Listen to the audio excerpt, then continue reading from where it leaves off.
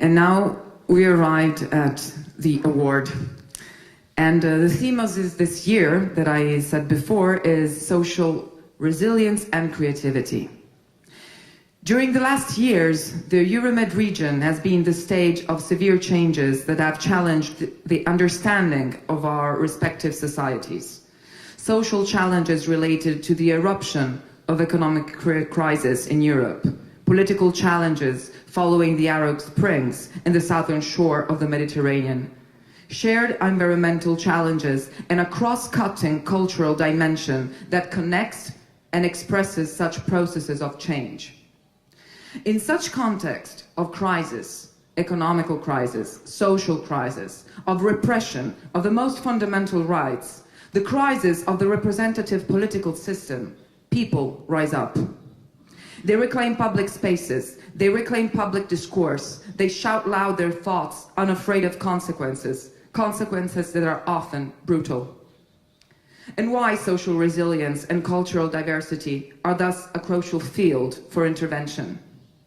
Social resilience implies the collective capacity to deal with change, to adapt and develop using shocks to endorse renewal, but not to adapt in resignation, but to adapt creatively.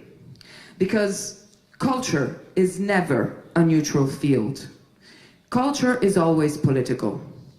And creativity plays a crucial role in the changing fluxes of society, innovation, the expression of critical thoughts. The performative and confrontational actions often create the chance to fight against repressions and restrictions.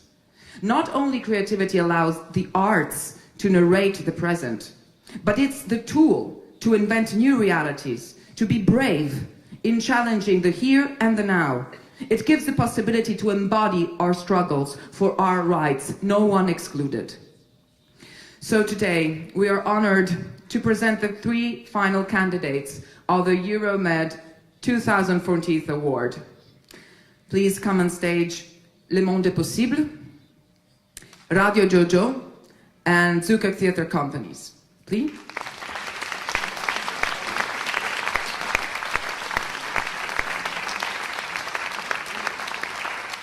All these 3 realities are not only coherent with the theme proposed, but they also offer an important insight on generation and gender issues, facing migration challenges, and working in conflictual fields and territories. And now, Le Monde est Possible will show a short video, and then they'll have a short speech, as well as Zukak Theatre and Radio Jojo, no video, but speech, right? Radio Jojo, sorry. And so 5 minutes each, is that okay? Thank you.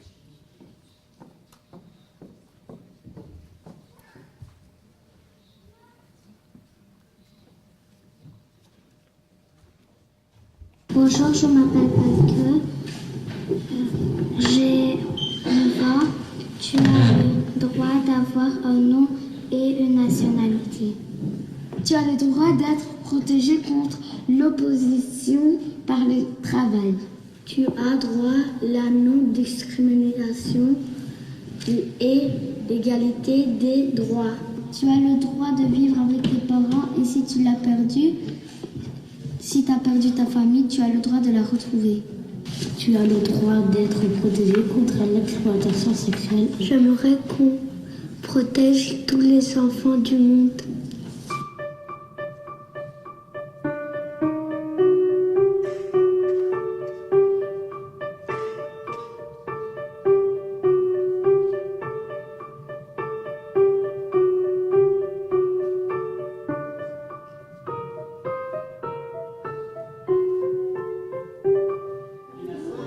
Deux fois par mois, donc avec Gloria Piqueur qui animait ces séances avec moi. On se rendait à l'école Bassoué et donc il y a une dynamique qui s'est installée. On abordait les thèmes, parfois de façon croisée, parfois de façon individuelle. Et on essayait de faire germer en eux une parole critique qui était authentique par rapport à leurs droits, etc. Notamment en les faisant correspondre avec les Gazaouis via Skype. Ils se posent des questions chacun, et tiens, et toi, pourquoi il y a la guerre? Et chez vous, est-ce que vous allez à l'école? Pourquoi est-ce que chez vous, les bombes ne tombent pas du ciel? Et ça donne un recul à chacun, une prise de position qui permet tout cet éveil citoyen. Si tu n'as plus de famille, tu as le droit d'être protégé d'être adopté.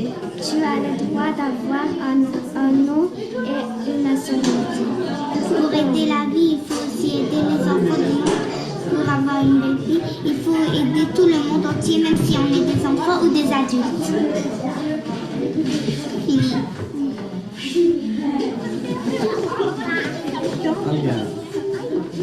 حدثنا مع الأطفال هنا في بلجيكا عن طريق السكاي في الجمعية، وبدلنا معلومات وثقافات.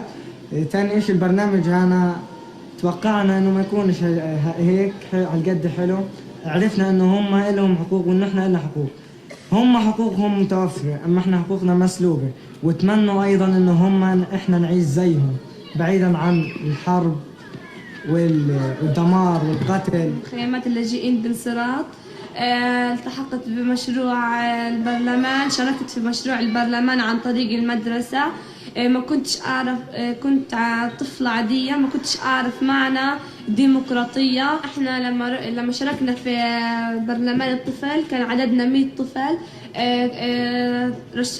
حكونا إنه في انتخابات لحتى يكونوا المجلس إدارة المجلس في المجموعة، فرشحوني أنا كنائبة رئيس. كنت بالأول في بداية الأمر كنت لم أتوقع أن سيحدث لنا برلمان يتحدث عن مشاكلنا وحقوقنا والديمقراطية والمهارات الحياتية، لأنني فقدت الثقة بعد الانقسام والحروب أن سيصبح لنا برلمان يتحدث عن مشاكل.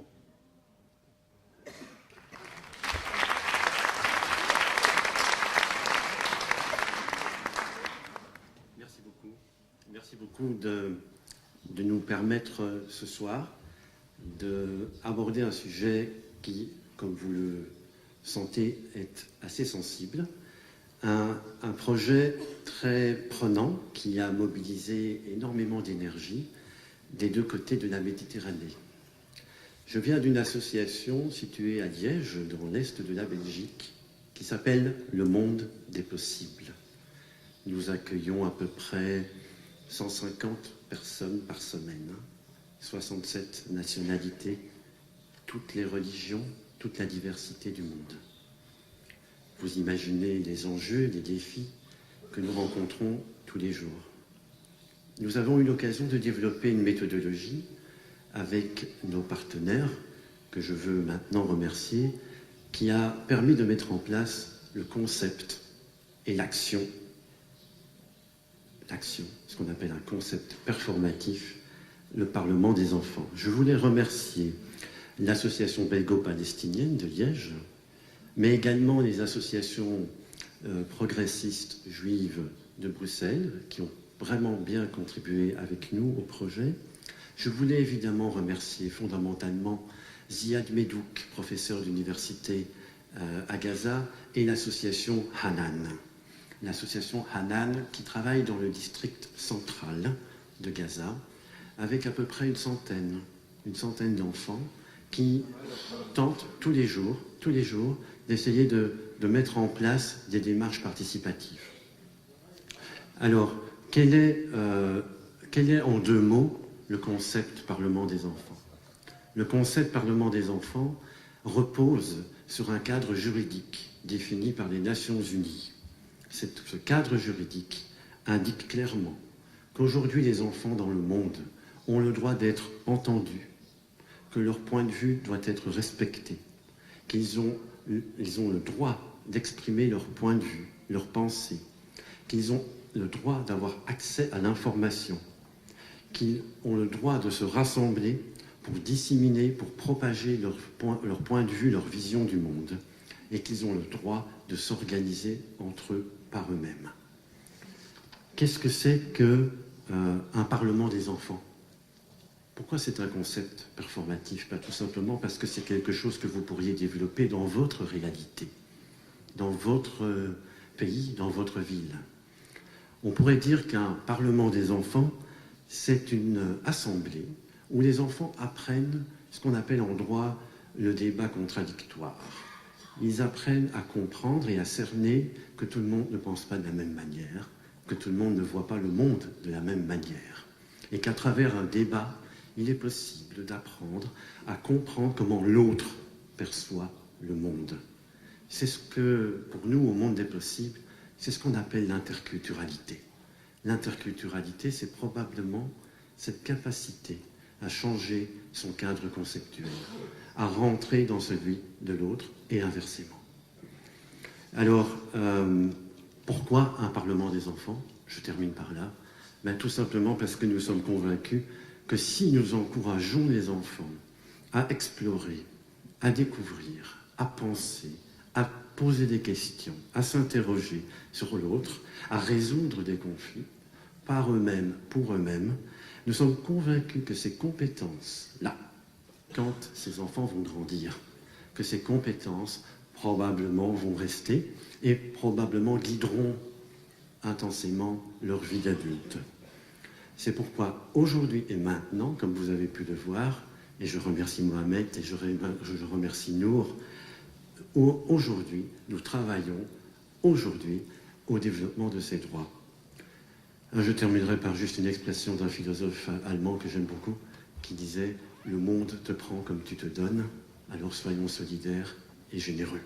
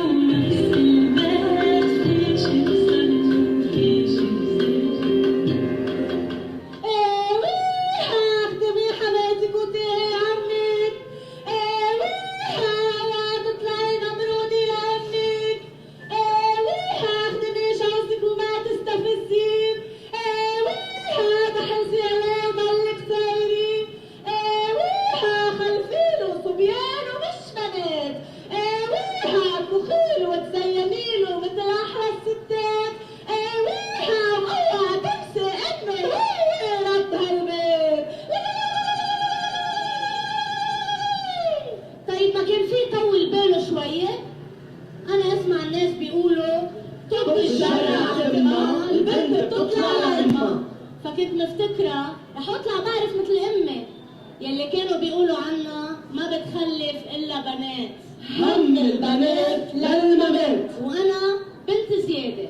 البنت بتجيب العار والمعيار والعدو على باب الدار. كان عمري 100 سنة وما في قانون يحميني.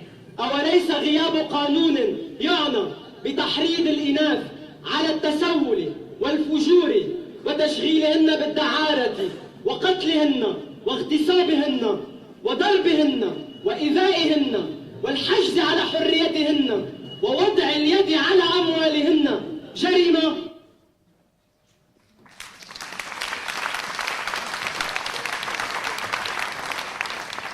Good evening. So the small video that we just saw is an extract from a performance that we have done in Sabra and Shatila, which is one of the Palestinian refugee camp in Beirut. And as you saw, actually it talks about gender dynamics and more precisely domestic violence. Actually it's based on testimonies of women that have been victims of domestic violence. And it uses local proverbs and saying to highlight the need, the situation of thousands of women that are today in Lebanon in need of protection from domestic violence and more precisely on the legal side. For us in Zukak, theater is about political and social engagement beyond discourse. We created Zukak in 2006. We gathered around the belief in collective creation and group work. And this was for us a political statement in itself in our context. In Lebanon, on one side, we have 18 diverse communities living together, and on the other side, we have what we call marginalizing systems that push us for individualism, and for stereotyping. We work on topics that are important for us and relevant in our context, and we use theater to launch a dialogue among each other and with people. We worked on many topics, but I will stop just on one, which is history, our history in Lebanon. Actually, in Lebanon, we don't agree on one single version of historical events. I was in school, I studied history of Lebanon till 1943, because in the book it stopped in 1943. And it happens to be the date of independence of Lebanon, ironically. So we did a performance, we worked 2 or 3 years around this topic, and one of the intervention was a performance called Perform Autopsy. Actually, we performed an autopsy of our history, for our dead history, and we toured in 63 different regions and locations in Lebanon. Because for us, it's very important to confront our work with people outside the closed, elitist, cultural circles of the capital, Beirut. It's important to confront our work with the people and the wider audience possible. We worked on many other topics, but I'll be quick, so I'll jump to another line of intervention that we do, which is psychosocial intervention. We do drama therapy workshops within marginalized communities, in prisons, in refugee camps, in rehabilitation centers, and this is very important for us because it's a way to be close to the field, to work with people. And we also develop a training methodology that is targeting to share our experience, actually, with social actors and with educators. In 2008, and I finish on this last part, we created a small studio called Zukak Studio in Beirut because we wanted to have a physical space for us in the city where we can work. In Lebanon, there is very weak public support to culture and arts, and we wanted a place to work, a place to rehearse, a place to perform, a place open for other practitioners, a place where we can share experiences and know-how and accumulate knowledge and experimentation, a place also where we host international artists from around the world, because it's also important for us to share with other artists from other regions of the world. So regularly throughout the year, we have residencies in our studio. So to conclude, I would say that in a snapshot, Zukak is more than 25 hours of public performance creation, theatrical creation, 300 workshops with 9,000 persons, intervention in more than 54 cities across the world, and intervention in more than 60 schools, 40 villages, and 10 Palestinian camps in Lebanon. We call our studio our kitchen. I hope that we will welcome some of you one day in our kitchen to work together, think together, or simply cook together. Thank you.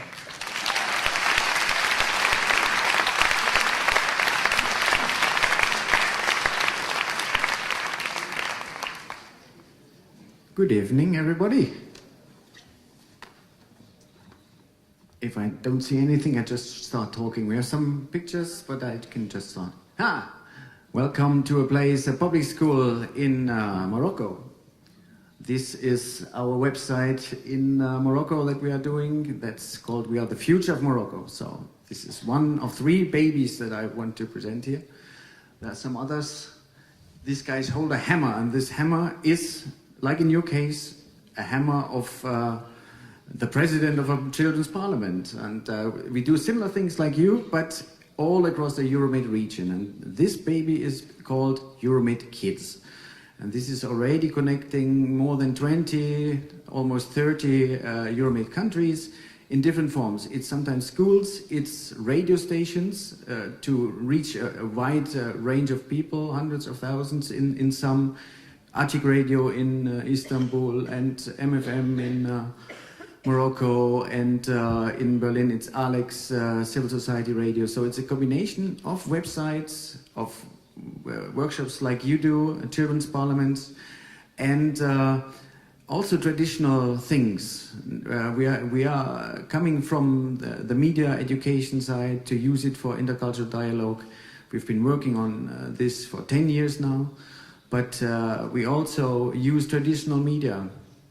One of the last things we had was a little girl who drew me with henna a peace sign on my arm. So it's all kind of expression of children are invited. And This goes from Cyprus, a little community station, to Ireland, a community station of radio, who created an audio piece in their traditional Celtic language. So, and we work here. These drawings are made mainly by kids from Berber communities in Morocco. So it's praising and celebrating diversity all across the region. The idea came with Anna Lindh. It was in Alexandria, the Education Convention, where we had this idea for Euromid Kids. And now we're here, it's up and running, and you are all invited. I will share these drawings with all the head of the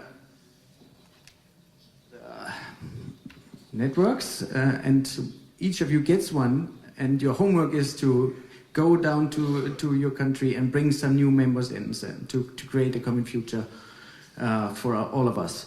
I just want to serve as a postman for these children. What actually, you know, you said, oh, we have to empower children. Okay, let's just do it. Here's one of it. They demand information, yeah, free information. This is one of their expressions. We have another project that's called the Global Green Kids, that's connecting children worldwide for the environment and sustainability. Here's a new drawing coming in with a flying car running with solar energy, avoiding the traffic jam and creating clean air in cities. And they demand for free communication in internet to learn together. So this is one of the outcomes of the Children's Parliament: education, environment, and peace. And we want to share this work with you, with Anna Lindh, also as a birthday present. Please take it home. It's made in a little school in the rural Morocco, in the Berber region, close to the High Atlas, surrounded by fields. So we work with the rural kids, we work with urban kids, and I think this is one thing that is part of the solution, and you can all join in with your kids. So this, I don't have to explain this one, but maybe this as a last. This girl, she came even up with the idea to, we asked him about the future, and she said, well, if we can connect the Earth, we can even connect the planets.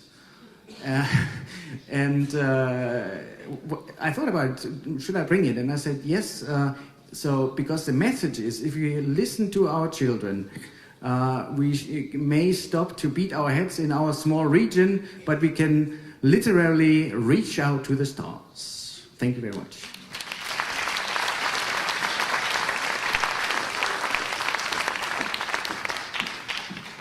So, where's the envelope? No envelope. But I know who the winner is. So, of course, all the candidates that were much more are incredibly engaged in all that this meeting is about, really, with their bodies, their souls, and their actions. But we need to choose, and the winner is Zukak Theatre Company.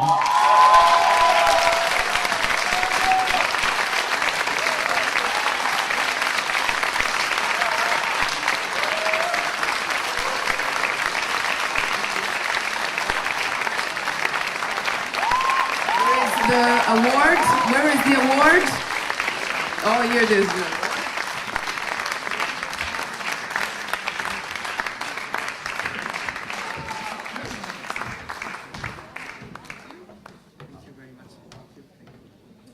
Michele Capasso on stage, Andrew Claret, the other networks, sorry.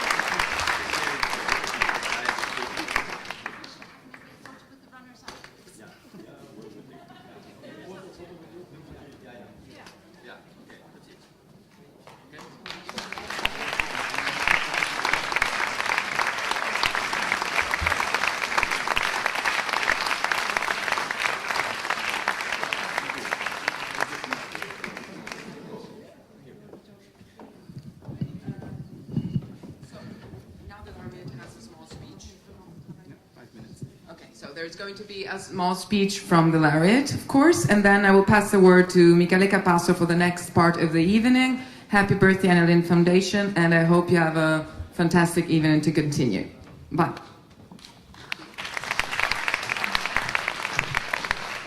Merci, je vais faire en français cette fois-ci. Nous sommes très contents de recevoir le prix Euromed de Anna Lindh Foundation 2014 et nous remercions Anna Lindh Foundation et tous ceux qui ont participé à la réalisation de cet événement.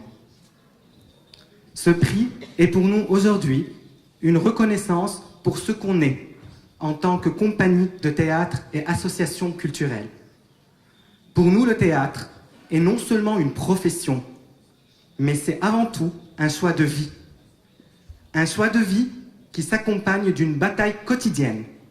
Une bataille difficile, car il n'est pas toujours évident de trouver des alliés prêts à soutenir notre développement institutionnel en tant qu'entité culturelle. Au Liban, le soutien public à la culture est très limité et les financements internationaux se font généralement projet par projet. Une bataille difficile, car nous avons fait le choix d'aborder des sujets qui dérangent.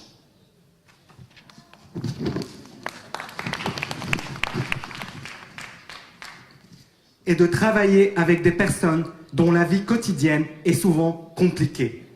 Nous avons fait le choix de repenser notre quotidien en tant que citoyen, en tant que groupe, en tant qu'artiste créateur au Liban, dans un contexte où la plupart des décideurs politiques et économiques ne respectent pas nos valeurs, voire les combattent. Nos valeurs de travail en groupe et d'intérêt public, nos valeurs de prise de décision participative, de dialogue égalitaire et de liberté de pression et de pensée et d'expression, nos valeurs d'équité dans l'accès aux ressources et aux opportunités. Et oui, nous dérangeons quand nous parlons de l'histoire du pays, quand nous parlons de pouvoir, de guerre, de violence, de religion, de genre, de corps, de sexe. Nous dérangeons quand nous créons des espaces de dialogue, quand nous rassemblons des citoyens pour réfléchir ensemble, pour questionner notre présent et pour être des acteurs positifs de notre avenir. Notre bataille est donc difficile, mais elle reste parsemée de petits succès. Et ces succès, ce sont surtout les gens qui nous les offrent. À travers Perform Autopsy, que nous avons joué dans différentes régions du pays, nous confrontons les spectateurs avec l'acteur qui joue le rôle de l'histoire et qui est devenu amnésique. Et on lance à la fin de chaque spectacle une question aux spectateurs pour qu'ils aident cet acteur à retrouver sa mémoire. On leur demande de partager leurs propres souvenirs de guerre. Au début, en général, la salle est silencieuse. Les participations se font hésitantes. Puis, à fur et à mesure, les gens finissent par partager leurs souvenirs, souvent douloureux, parfois joyeux. Et à la fin, les participants font souvent part de leur satisfaction d'avoir parlé, dialogué les uns avec les autres, d'avoir pu exprimer leur souffrance devant d'autres et d'avoir pu écouter la souffrance des autres. Ainsi, les stéréotypes ne sont pas très forts à faire bouger quand il y a un espace et un cadre adéquat pour le faire. Et c'est cela qui nous encourage à renforcer ce genre d'approche dans notre travail. Quand nous avons travaillé sur la relation entre la religion, la politique et les conflits de pouvoir, en adaptant le texte d'Henrik Ibsen, Empereur de Galiléen, nous avons dénoncé les modèles autoritaires qui gouvernent société, religion et théâtre. Plusieurs spectateurs nous ont questionnés pour savoir comment notre œuvre n'avait pas été censurée par la Sûreté générale. En d'autres termes, cela signifie que l'approche que nous avons utilisée pour aborder ces thématiques était bien pertinente. Ce genre de commentaires et interactions avec le public sont pour nous une forme de reconnaissance qui renforce notre détermination. Cependant, nos interventions en dramathérapie restent celles dont les succès sont les plus tangibles en termes de changement personnel. Il y a 2 semaines, un des réfugiés palestiniens avec lequel nous avions travaillé s'est rendu à Gaza et nous a informé qu'il aimerait, avec le support de notre troupe, commencer un travail de théâtre inspiré de nos outils et méthodes, cette fois-ci avec des jeunes en Palestine. Un autre groupe de jeunes adolescents du Liban Sud, après avoir participé à des ateliers de travail en dramathérapie, a créé une troupe de dabke, la danse traditionnelle libanaise, en y intégrant des composantes théâtrales. Aujourd'hui, ils offrent leurs services pour des événements qui prennent place dans leur localité, comme les mariages par exemple. Il s'agit là d'un double succès, changement au niveau personnel et création d'opportunités économiques. Nous sommes aujourd'hui très fiers de ces succès et déterminés à continuer à créer ces espaces de réflexion, de dialogue et de changement. Avant de conclure, je vous invite à vous joindre à nous à un moment donné pour trinquer à la santé des acteurs de Zoukok qui sont actuellement en résidence de création intensive pour la mise en place de 3 performances qui traitent de la mort, la valeur de la vie et la quête d'immortalité, souvent inspirées de notre contexte local et régional violent. En janvier, le directeur du Festival d'Avignon, ainsi qu'une dizaine de programmateurs français et anglais, viendront se joindre à nous, à notre public, pour la première fois, pour assister au Liban au lancement de ces 3 pièces. Pour conclure, nous sommes très heureux d'être là, aujourd'hui, parmi vous, car notre bataille n'est pas que locale. Nos batailles, au sein du bassin méditerranéen et au-delà, sont interconnectées. Même si les contextes changent, et nous croyons en l'importance de s'organiser en réseau pour dialoguer, échanger des idées, des outils et des perspectives d'avenir. Shukran.